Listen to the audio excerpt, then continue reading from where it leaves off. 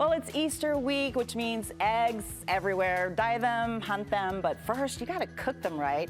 Hard-boiled eggs, they can be a little tricky. You want firm, velvety whites, the creamy yolks, and that easy peel every time. Now, to make sure your hard-boiled eggs look better than ever, we're calling in for backup here.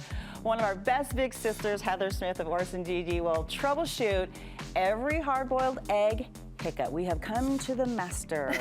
I'm so excited to learn all this because I know you think it's simple, right? Yes. Boiling eggs and then just mastering them, that they're just the right, kind of texture there so we can peel them off easily, but it just kind of blows up in our faces sometimes. Absolutely. And I'm speaking about me. It's those simple things that we oftentimes look past. We're like, oh, how hard is it to boil the eggs? But then when we don't do it correctly, we're frustrated. And then you're like, forget it, I'll just buy them already boiled, which no one really wants a pre-cooked boiled egg. We can do it on our own kitchen, right? Absolutely. So what's the prep work beforehand, before we even think about like putting them in the water? So what I'm gonna do, actually, we're gonna jump into cooking it really quick, and then we're gonna kind of go into this. So in my pot here, I've got some boiling water. Now, there are so many different methods out there. People say put it under cold water and then bring it up to a boil, but we have found the best way to do this is grab a little strainer and just gently place our eggs into boiling water. And then, oh, sorry, I just cracked one. And then what we will do is set a timer.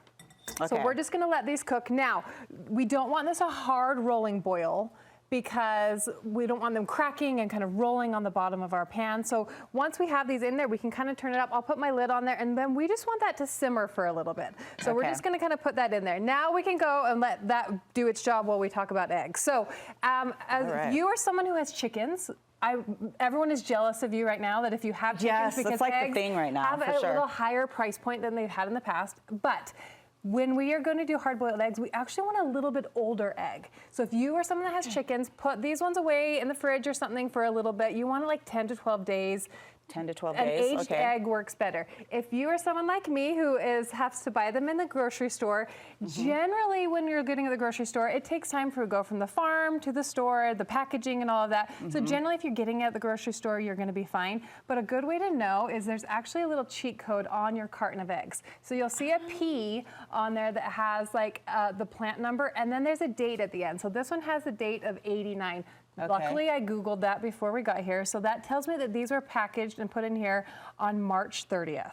So now we're about 12 days. I never would have known that. 12 days from when these were packaged. 12 days, okay. You still have your expiration That's the good date. window? About that. Again, you just want it somewhat aged. So generally, if you're buying them from the grocery store, you're good. But if it's farm fresh eggs, let them age a little bit. Okay, gotcha. That's a good little tidbit. Then when we get into our cooking, so we have tried the Instapot, we did steaming, we did a cold start, we did a hot start. We tried everything, and truly the best way to get the hard-boiled egg was putting it into boiling water. Now I've heard putting salt, putting vinegar, all of those things don't really matter. It's really talking about, so within your egg there's a membrane between the shell and the white of your egg. And if you put it into the cold water first, that membrane is going to stick to your egg and not the shell.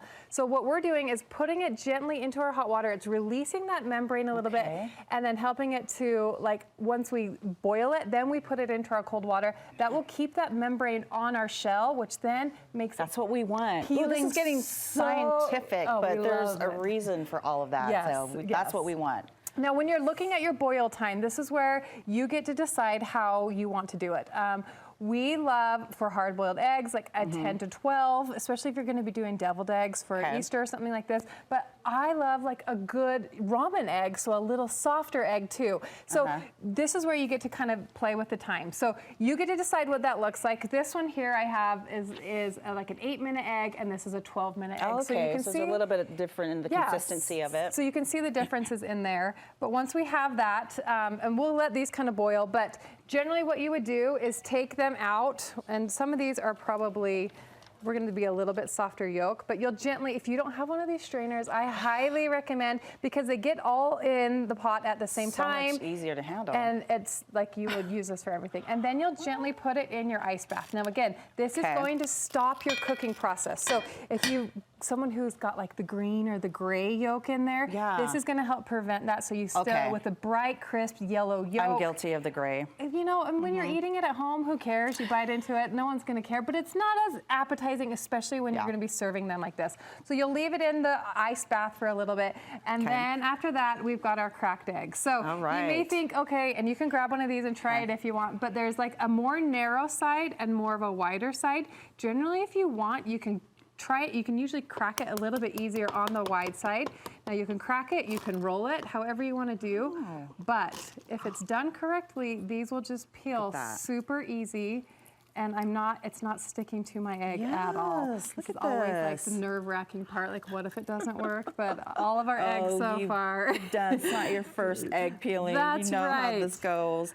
But once we have that, then we have a perfectly beautiful egg that presents well for our deviled eggs or for your egg cups, and you've got your fun little egg inside. Love to show this off. Oh my goodness. Well, this is wonderful. And for people who want to get more information and all these little tidbits here, how do they get in touch with you? So we're going to be talking eggs all on our Instagram, so Orson Gygi on Instagram. But on our blog, we have test after test, so you can see how they all fared and how we do hard boil. That's going to be super helpful. Thanks so much. Thank you. Appreciate it.